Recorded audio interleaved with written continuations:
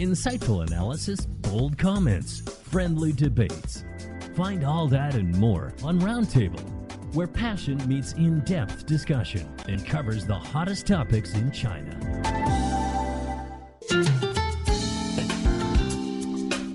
Hello, everybody. Welcome to Roundtable, coming to you live from Beijing. I'm your host, He Yang, joined by Niu Honglin and Carl Benjaminson. Good as always to have you, our dear listeners, with us. We have some fascinating topics for discussion today and every day. On today's program, expensive medical bills derived from severe illnesses can bring a family down. Can crowdfunding be a source of great help to alleviate that financial burden for families? And if you're not originally from China, why would you like to pick up Chinese as a second language? Well, it is a language that a lot of people say is really difficult, and we have someone quite special on the show today. Yeah. Well, he's making lots of faces. So yeah, Carl, you being our in-house Chinese learning expert and high achiever in my mind.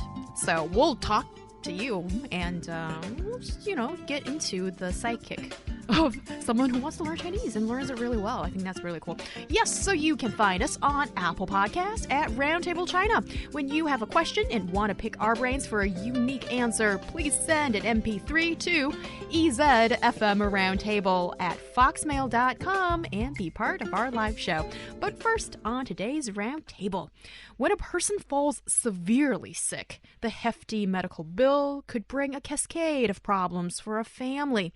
Well, after a reimbursement from the state and possibly maybe the commercial medical insurance that one have bought, that is certainly supplementary. But now there's one more thing that people are turning to, that is crowdfunding projects could be a solution or a great help for families as such. So let's look at this development of things about crowdfunding for severe diseases. So to begin with, we should first take a look at what exactly is crowdfunding. It is the practice of funding a project or venture by raising monetary contributions from a large number of people. Today, often performed via internet-mediated registers, but the concept can also be executed through mail order, subscriptions, benefit events, and other methods. So basically, you have a purpose. You don't have the money necessarily enough money to support your purpose, and you put that information out there for people to judge whether or not they'd like to give you some money to achieve that purpose. And there are different forms. At the very beginning, we have the kind of, I want to start a business, and by giving us the money in the future, you are going to be a shareholder of my very successful, very prominent in the future, the next BAT thing. So you're going to be rich. So you need to give me the money. Mm-hmm. That's the first kind. And also there's other kind that I have a good idea. I'm going to build a, let's say, bicycle that can fly. And if you give me 100 yuan in 2 or 3 years, you can have a discount on buying my bicycle that can fly. It's the second kind. But the kind that we're discussing now today is the kind that the only reward will be an idea that you are helping someone who's in dear need of help. Because the third type is that some family or someone is suffering from a certain disease or is having really difficult supporting themselves, and by giving them the money, you're helping them go through that, jumping that really hard to jump hurdle and go on with their life. And that is the crowdfunding, or more like a charity case that we're talking about today. I think it's really important to iron out the details and understand what we're really talking about. So after Niu Honglin's explanation, originally I was thinking about Kickstarters, right? And all a string of new startups that we see flourish in many, many countries, especially, the US, here in China. It's often about supporting business plans, right? But here, this is supporting the idea that one person can maybe one day become healthy again. Or, like Niu Honglin very wisely pointed out, it's more like, oh, I'm helping someone else who is in a life and death situation often. And so you're supporting the idea of a better tomorrow or a recovery for someone. Well, if that is the definition of what we're talking about today, then isn't this just, old-fashioned fundraising, but now we have like electronic platforms that you can activate on your smartphone? What's all this concept and, I suppose, practical reality we're seeing right now for you, Carl? Well, it sounds a little bit like a very old idea called sponsoring a child. So, for example, you would have a major charity, an international charity. They would ask for a monthly donation, and that donation would help fund food, medical care, education, and things like that for a child in an impoverished area. And usually with those programs, a couple of times a year, you might get a photo of the child, you might get a letter from them. There's some communication that allows you to have a personal connection. I think one of the differences with this kind of fundraising, and it's one of the things that kind of grates me a little bit, is when you're sponsoring a child through those traditional programs, you're giving the money to the charity is finding the people who they think has the most need, and they deliver a program. You don't pick which child you get. I think the thing that rubs me up the wrong way a little bit with this thing is, what if you have an ugly child? Or what if you have a gruesome disease and you go out to the market to fundraise for that? Does the prettier child get more money? Is the kid who gets the money necessarily the one that's most in need?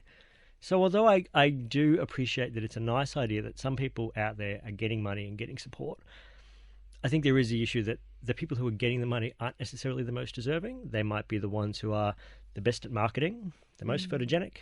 They have a pretty disease that isn't really gross.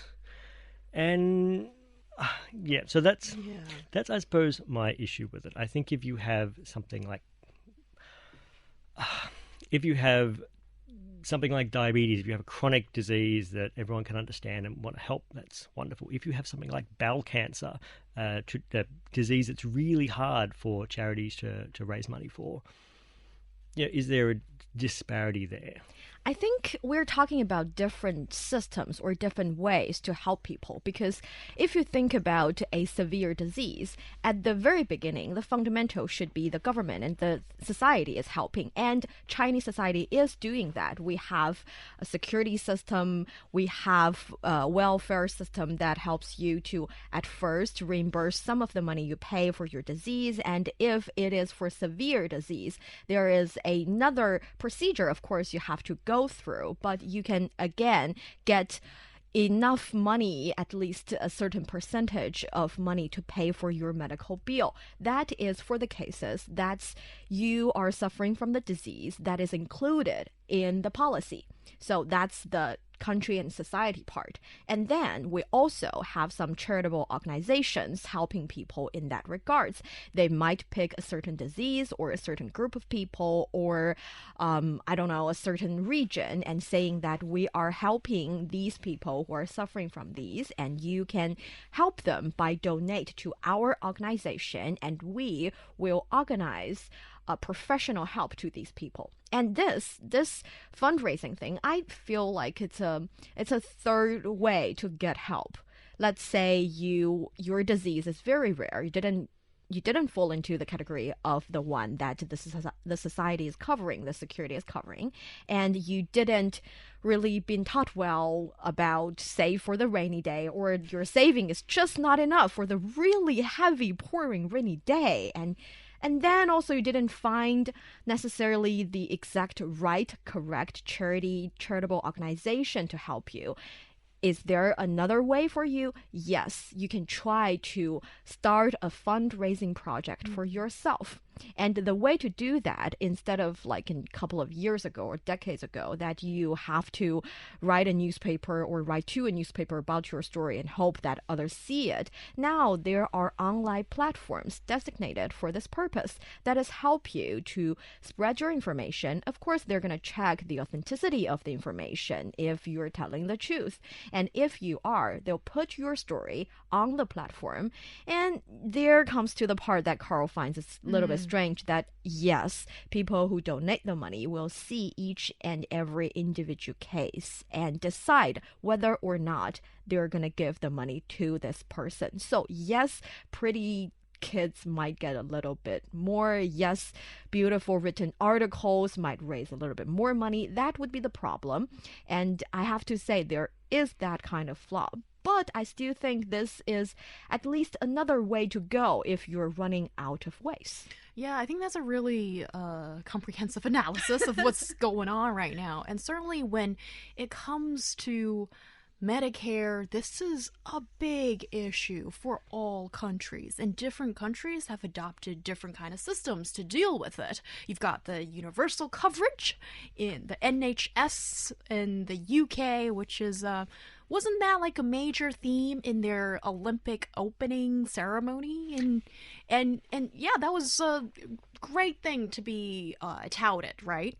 And then you get other medical systems here, like in China, when well, I think it was in 2012 when we saw that there was a new reform in the country, the state really stepping in, putting more effort in securing the Medicare for citizens. And China, being the vast country as we are, and the humongous population as we possess, and a ginormous gap, although closing in some ways between urban and rural, and considering a huge proportion of the rural population that is moving into the cities. And that is a huge transition for a country to go through. And then there's a lot of problems that comes from that. And the country beefed up its efforts in trying to get more people covered, as it did since 2012, when we saw the new rural cooperative medical insurance was broadly insured for the rural folks. And when you consider there are 570 million rural folks here in China, that is an achievement of itself to get so many people covered. So that's the general situation, right? But then there's the unfortunate cases that I suppose for any family to think about this is when you're healthy, it's like health is something like just breathing air. You don't notice it is something precious to you. It's only when you fall sick, and if it's a severe illness like cancer or some unknown disease or disease that's not covered by insurance, by the insurance that's initiated by the state. And then there was this huge national conversation about a severe disease can bring a family to poverty. And then we've seen there's a lot of measures that's gone to solve this issue, and it can't be done overnight. And it took us, 2012 to now, 2019, we're seeing these baby steps that's taken place. And along the way, like Nyohuli mentioned, there's like this new mushroom that's grown out of the rain, crowdfunding or fundraising, but done in a modern and digital way, has become, well, here's the thing. Is it that prevalent, or is it still just something that people who are lucky enough, have the means, and also understand this concept can sort of find a way to supplement or to change their own narrative? But maybe this is still not something that well, certainly is that widespread, and it's not something we can rely on, I just feel, because this is very much, individual help, individual initiative kind of thing. And Carl, what do you think about this? Well, I think it's not hugely widespread yet, but it certainly is. There is certainly a growing trend. So, according to one of the platforms, they had about 150,000 projects shared on Weibo between 2015 and 2018, and they were launched by university students. You've got about 20,000 projects launched by rural families. So there are a lot of people out there who are running projects and seeking help. I would say that I agree with everything you've said. I think China has made great strides in its health insurance program. It's a big country. It's difficult to allocate resources, but so far the government's doing a really, really good job. It's good for people's well-being. It's also really good for the economy, because if you can guarantee people a social safety net, that means they don't have to have all this money locked up and set aside for a rainy day in case there's an emergency. So the whole nation benefits if you can provide a safety net, because then people can spend that money, stimulate the economy, get liquidity moving, and everyone benefits. And I do appreciate that there are people who do fall through the gaps, and there are expenses that aren't covered by, say, health insurance. Yeah. So for example, if you live in rural China, if you live in rural Australia for that matter, if you're in a small town, you might have a small GP clinic. If you get leukemia, you can't pop down to your local doctor to get treated. You're going to have to go to a major hospital. If you're unlucky enough to have a really rare form of leukemia, you can't just go to the provincial hospital. You're probably going to have to go to a capital city.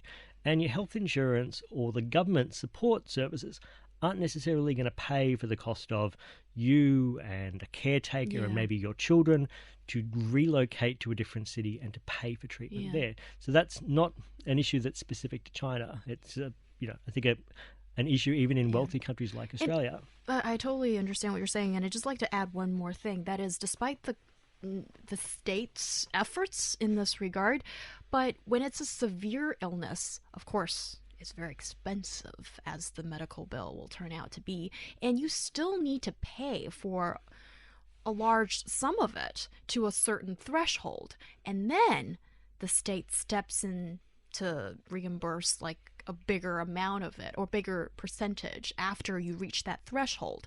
So it's still financial pressure for a lot of families that's not really that wealthy. And there's that saying that if you step into the hospital, of course, to receive treatment or whatever, and you don't feel any hair of pressure, then you're a truly wealthy person. And I don't think I know anybody particular who can have such confidence. So yes, this is a huge thing for so many families, and now we're seeing that there are some platforms that can help you out with this fundraising or crowdfunding, whatever you call it, and now we have some figures in front of us. Who or what group possibly can maybe get their funding a bit easier?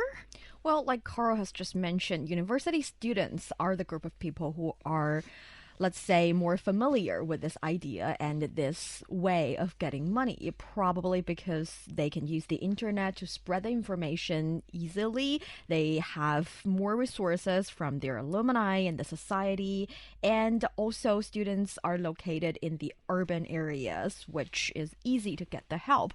And we also see next in line would be rural families. That they are next in line, as in next issue in line, is rural families facing problems because, first of all, they might find it a little bit difficult to write a beautifully written article that'll move people to empty their pocket. And also, like Carl said, they are a little bit more remote to the medical resources. And as for the people who are getting more help, we're looking at kids and burn patients. And I think that also has something to do with necessarily pretty, but moving pictures that you can post online. So this also shows some problem to this means, even though we say this is just a supplement to the overall very comprehensive system that we have, then and also it's still developing. But to this mean itself, we see certain somehow rare but existing cases, like a family writing a good story, putting it online and saying we need the money, and they got the money, and people only found out later that the family got 2 houses. They are not willing to sell the house because they believe one house is for the elders to grow old in, another house is for the son to get married, so we need the money somewhere else. We are desperate, quote unquote. So these kind of problems do exist. And this is, I suppose, where I would get back on my hobby horse and talk about the importance of the not-for-profit or the NGO sector in a lot of these cases. If you're, a university student, for example, and you're trying to pay for, something that you need for your university, okay, that you might not be able to get the money for your project any other way. Or if you're a farmer and you're trying to get seed funding for a new business or a new idea, that's great. But I think particularly for things like health-related issues, I would like to see the growth in charities and not-for-profits filling this gap that people have, this need that people have, rather than having them have to turn to fundraising platforms, because charities can be better at identifying who has the most need, what kind of needs do they have, what kind of support service do they have. I don't mean to sound terrible for people who have been fundraising, but if you are raising money because you have a health need, if you're well educated, if you've got good access to services, maybe you know where that money should go. If you're maybe not so well educated, you've got a relatively rare disease, you could take that money and give it to a quack. You could give it to someone who's asking for a lot of money, but who's going to sell you, flavored water or some sort of magic tea to cure you because you're desperate. You don't really know what the best resources are out there. That's something that charities, particularly health charities, can help people with. They can point them in the right direction, and they'll get the best bang for their buck in terms of the money they get. So I would really like to see a lot more of this money going towards charities. Organizations that are designed for solving these problems rather than having people try to do it on their own. And on that note, there are many platforms recommending you with the good charitable organizations. There's platforms such as Charity Review and Recommendations. They provide a professional report on what kind of charitable organizations if you want to donate some money, you should go to and do your research. And I completely agree that charity work should be an industry. It should be a profession. It should be handled by people with the necessary knowledge. But again, if there is a case of a sick kid presenting in front of me, I might empty my pocket as well. And Carl, I'll be the realist here, or just someone. Okay. The other side of the argument would be, then, Carl, could we be placing too much trust and unchecked trust, unbalanced, without transparency to charities? Because there are major charity organizations that have sullied their reputation here in China, and I'm sure in other places as well. I'm thinking Oxfam. You can Google that up. And so when you have the choice between possibly, yes, you don't have so much measures to fact check, but you're dealing with this person in need directly on an online platform. That's one option, right? And another is giving my hard-earned money to some organization, to a whole bunch of people that I don't know how they're going to use my money, and then they say that they will use it for charitable purposes, blah, blah, blah. And I later on sometimes see news exposed that this charitable organization haven't really been using my money wisely at all. And that kind of thing, with one piece of news out there, will shake people's confidence in that kind of mechanism in trying to help out people. And the thing about trust is, once once it's sort of banished, and then it's really hard to restore. And in a way, I think that explains why some people are more inclined to help people out on these platforms. And according to my own experience, actually, I've been on some of these platforms, and there is that issue. After seeing the first 10 entries, it becomes the who's got the saddest story. And so this is not necessarily one thing that, as we seem to agree upon, that is universal and is something we can rely on completely for a nation. But yeah, it's maybe a good extra help in a way. And certainly with all of these things, transparency, I'm saying this every day on the show. Well, isn't the sun the best disinfectant? And we need more information. And yeah, even when we want to help people out. You're listening to Roundtable. Coming up, more discussion. Stick around and stay with us. Informed opinion and heated debate. Find out what's got China talking and join us for your roundtable discussion.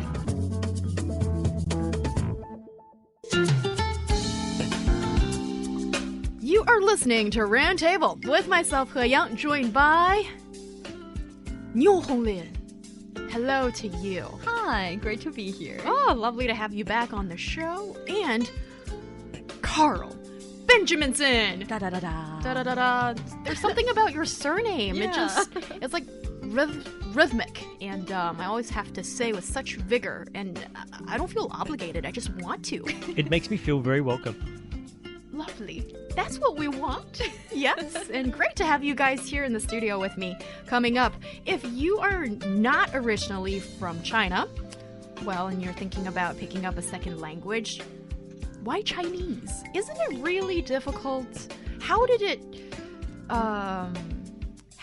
lead Carl onto this journey? And yeah, and how do you learn it in a way that is maybe a little bit more convenient and faster? Well, yeah, Carl knows it all, and he's shaking his head. And Valentine's Day is celebrated on February the 14th.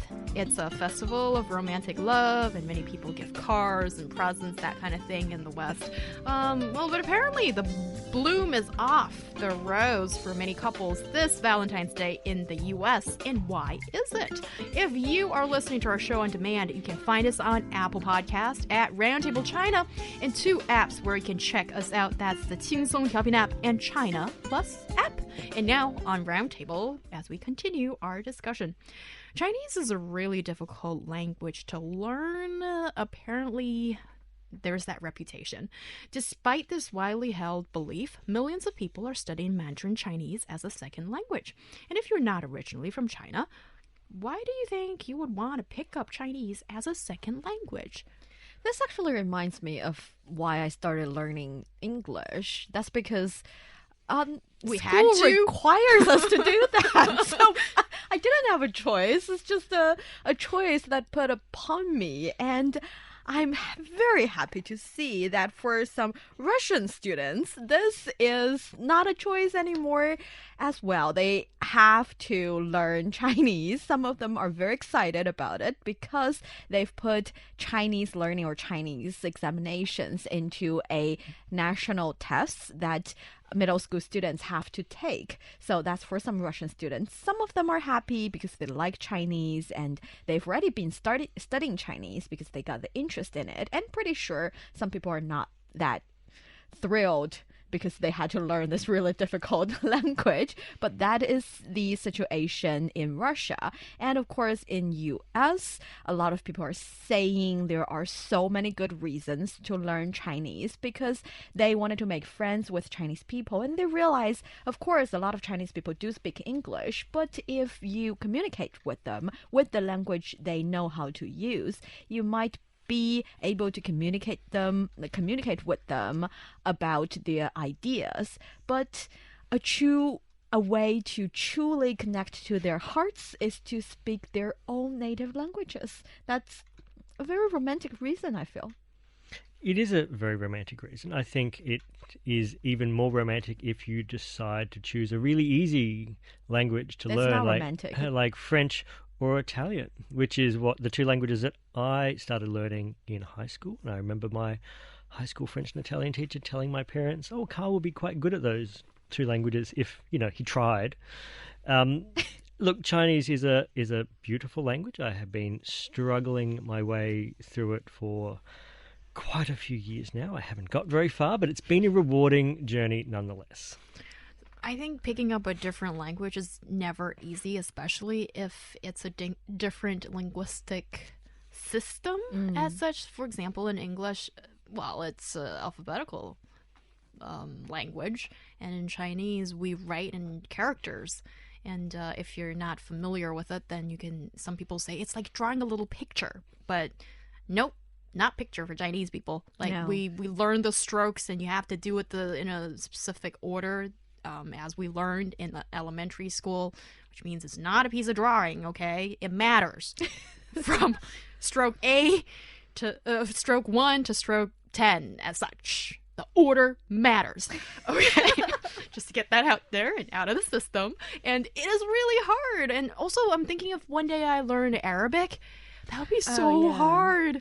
And I'd be probably making this foolish argument, oh, it's like drawing a picture. And then, and a lovely person who speaks and writes in Arabic will probably correct me of that. But so that's the beautiful thing, I suppose, of there's so many different cultures, different languages in the world, and we're free to pick up another one if we want to. And these days, when I have Carl around, and I'm often astonished by the writing and how well you do in Chinese, and sometimes on WeChat and the friend moments, Carl can put together these paragraphs in Chinese. Not necessarily 100% right, though. No, very, very often not 100% right, but I give it a go. I'd just like to defend for a moment Chinese characters. I know people say, oh, they're really hard to learn. Compared to spoken Chinese, I think written Chinese is a cinch. Really? I think the characters are a beautiful, wonderful thing. I think the spoken language is a nonsense. I can't believe after 5,000 years there can be so few spoken sounds. It's what I find really difficult as a Chinese learner. Compared to English, there are so few combinations of sounds in Chinese. What do you mean by that? Please elaborate. Like the linguistic range of the language is relatively short. And yes, there are tones, which are impossible to learn. I stand by my view that tones are impossible.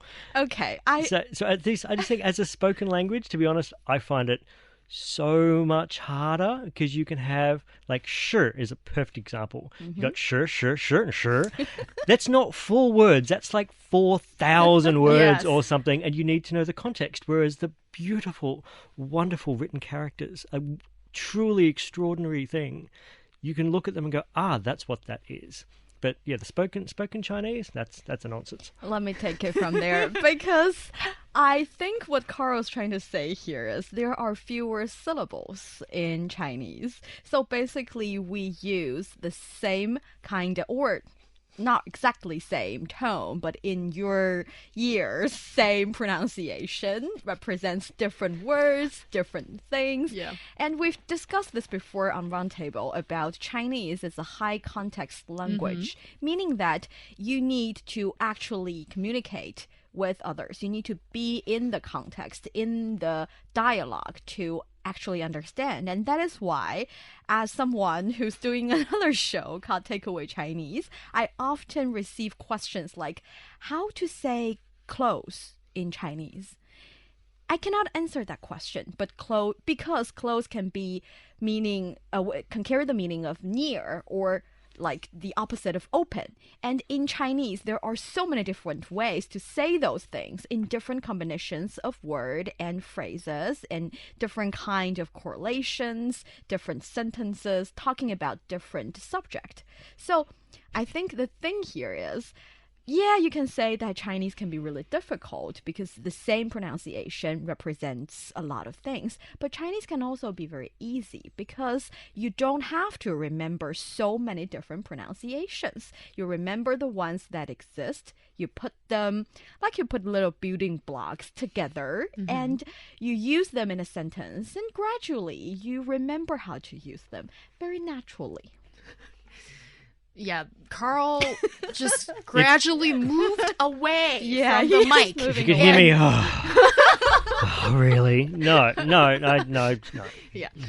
Okay. Well, Carl, collect your thoughts. I certainly think that let's just use English as the other example. It has an advantage for learners, I suppose, is once you sort of figure out the pattern, you can just spell it out phonetically. It sort of makes sense, of course, not all the time, but considering some of the roots of English come from Latin, Greek, and French, and sometimes it doesn't make sense, Alamolese, but a big chunk of English words can be just voiced out as you see them.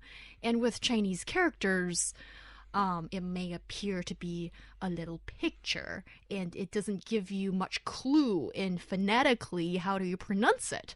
And that can be quite difficult. It's just two completely ways of thinking and two completely different kinds of culture that came up with your own kind of language. And thanks to globalization and more interaction between people in different countries across continents, and we can see it, feel it, and learn it so much easier these days. And when I talk about that, I'm really quite excited. Yes, and one thing I'd like to say about picking Chinese as a second language you want to learn is that actually a lot of tools online are helping with translation. And you gotta say, the English to French, English to Spanish, the Google translation can do a really good job translating those languages. But when it comes to Chinese, yes, Chinese to English, meh, but English to Chinese, they didn't do a really good job in translating because the language system is so different. So since you're picking a language to learn, why not learn a language that you can actually use and you can't get the help of the machine? and look, I'm very, very glad I came to learn Chinese at this time of world history where you can have something like Pleco, like a wonderful dictionary app on your phone. You've got all these wonderful electronic resources. Because you think back not that many years ago, where if you looked up if you found a character and you didn't know what it meant, you had to look it up in a dictionary. How the hell do you look a character up in a dictionary? Because you can look it up by stroke order, you can look it up by radical, you could look it up by sound. So you can end up with 4 or 5 different types of dictionary for looking up a word. So it was really complicated. So it is a blessing to be learning Chinese in this wonderful modern day and age where you can scratch out the character on your phone with your finger and it will try to work out what it is, or you can take a picture of it and it'll translate it for you. Yeah. It is so much easier. I cannot imagine the gruesome hell that was trying to learn a character-based language 15 or 20 years ago. Carl, can I just say one thing about this? That we actually had to learn how to look up Chinese characters from a dictionary in elementary school. And I remember for second graders out there, I'm sure even till today, there are contests of who can look up the Chinese character the fastest out of the class. That still exists. And Carl, you're absolutely right in the various ways of looking up a character, and that's all done and can be done in one Chinese dictionary. So yeah, I'll not go into the details without being too nerding out today. But with the Chinese dictionaries, it's amazing that the linguists managed to find out a way to incorporate all the various ways of looking up Chinese characters in one book. So that's pretty awesome when you think about it.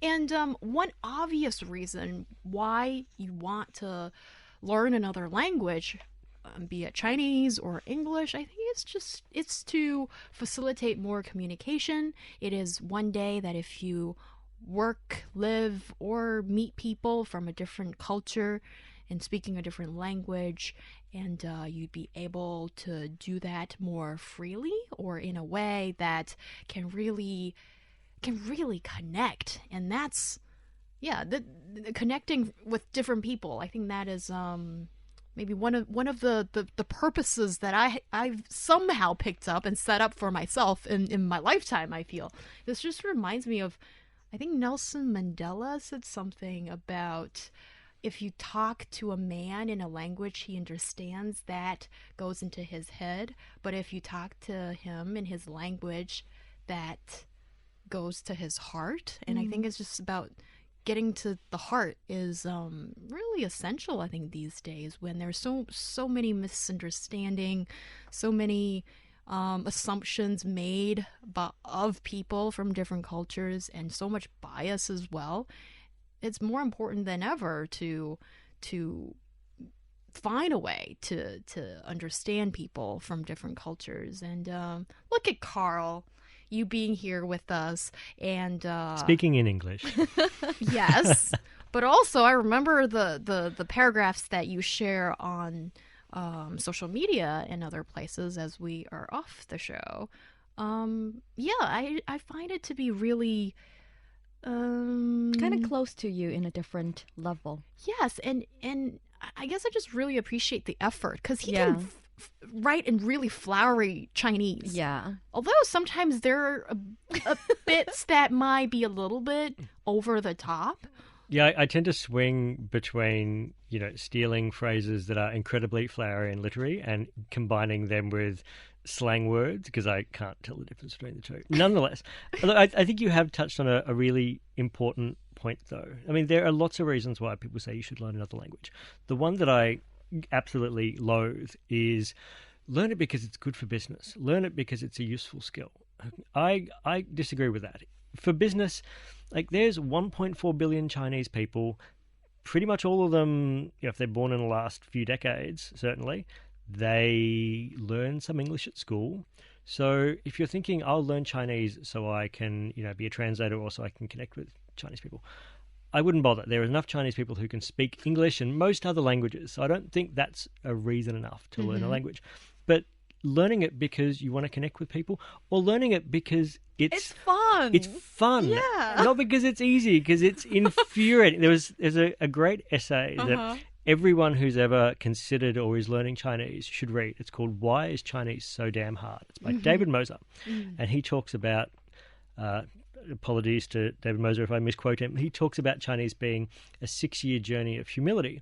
And when he started learning the language, he thought that after 6 years, that meant he would be humbled by the experience, but he could speak Chinese. And he realized after 6 years, he could still barely speak Chinese, and he was humbled by that experience. So if you want to learn a language as, for an English speaker, as different as Chinese is, it can't be for necessarily a purely practical reason. You have to want to do it because you love it. You love it despite it being infuriating. You love it despite it being difficult.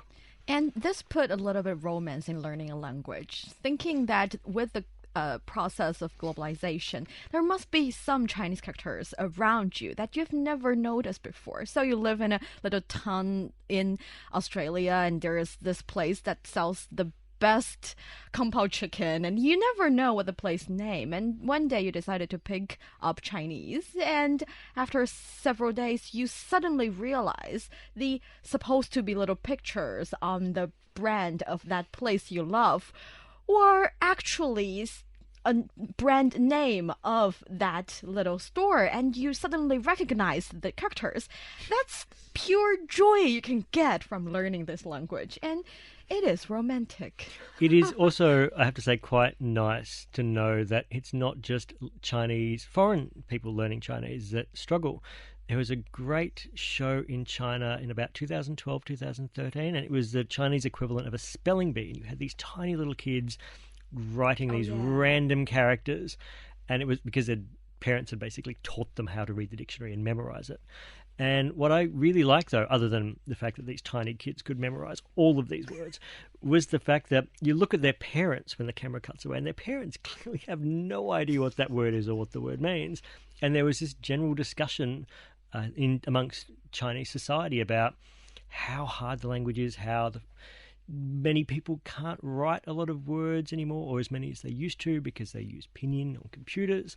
And there was that really interesting period of a couple of years where people engaged with the topic of how difficult the language is, but also how valuable it is, and how, as a society, more effort needs to be paid to making sure that people don't forget how to pick up a pen or a brush and write.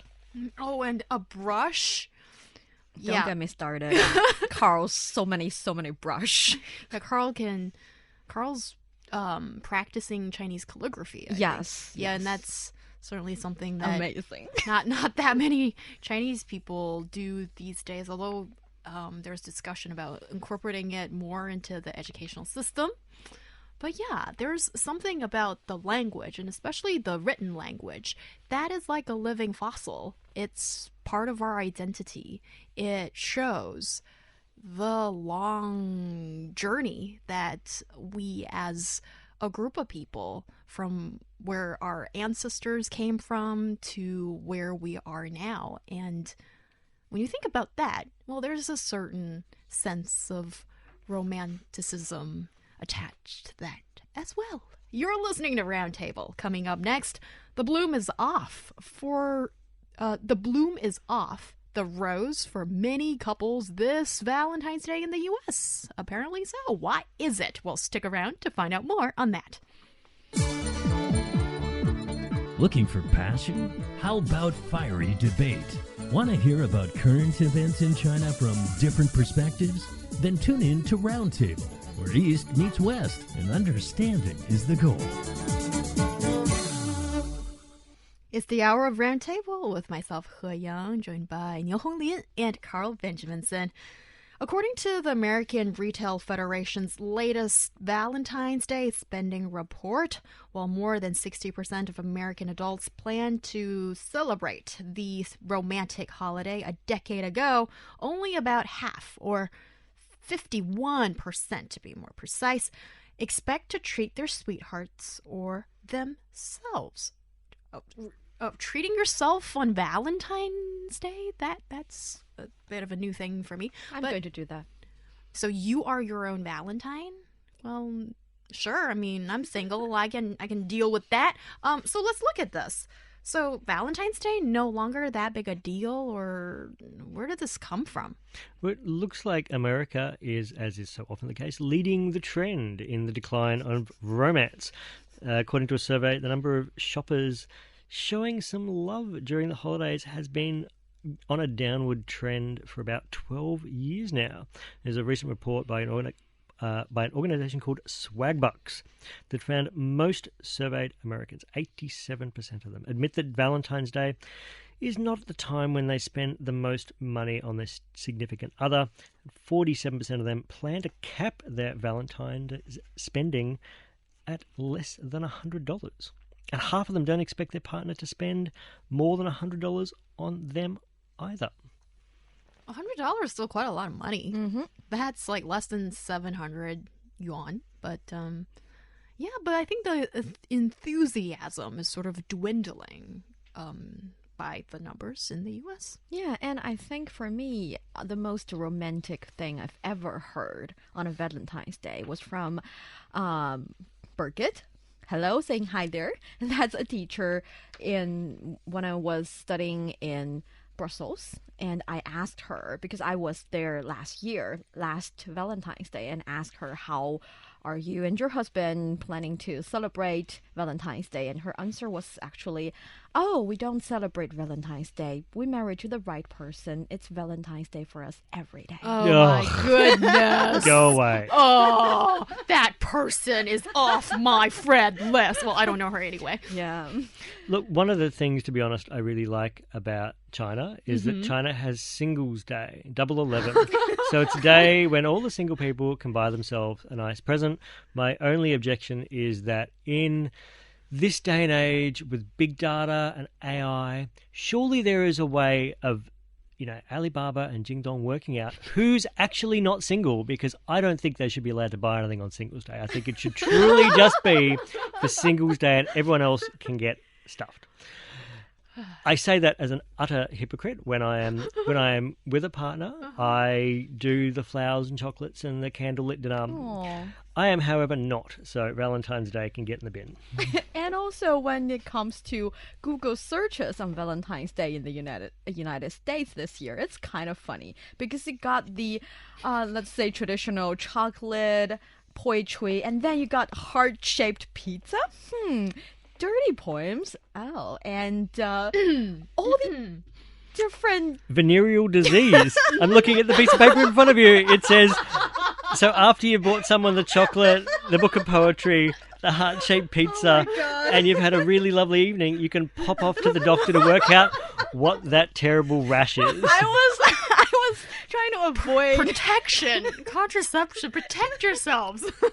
So yeah, maybe romance is not the theme of today. Maybe Love is catching. But you can get antibiotics for that. but Oh, that's so itchy, and a little racy too. And certainly, I guess with the Google search, this is in a way maybe pretty honest reflection on what people view dearly, and what are some of the things that could be a little bit urgent and a bit too private and you can't really talk to people about. And so this is very interesting what you brought up. So my question for you two, so we've discussed that in America Valentine's Day is increasingly not such a big deal. I know that in Japan Valentine's Day is looked on with a bit of scorn, because there is a tradition that women who are at work have to buy chocolates for the men that they work with.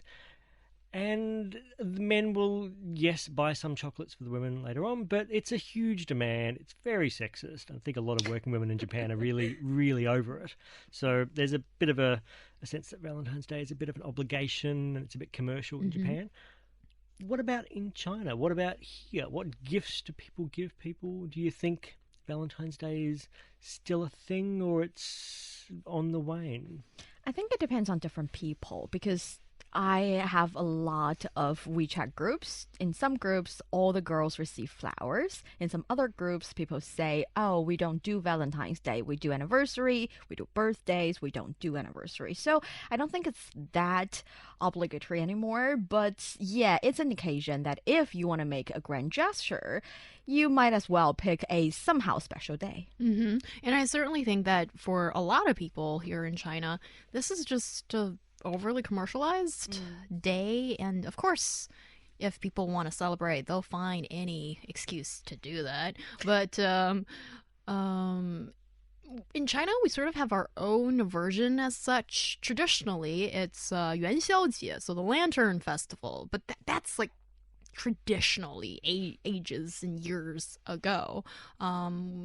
And there's also sort of a misunderstood way or day that people celebrate this lovers festival that's called Qixi in China as well. And that's become a bit of a popular occasion for people in China to profess love, to send presents, and give the economy a boost if they want, that kind of thing. So, I mean, Valentine's Day, the Western one, it was sort of, intentionally created anyhow, as apparently Hallmark didn't have, had lots of cars that were not sold. And what a great business strategy, marketing strategy, to create Valentine's Day so more cards can be sold. Apparently, that's one of the reasons why it was created. That's it for today's Roundtable. Have a great day. Bye-bye, everybody.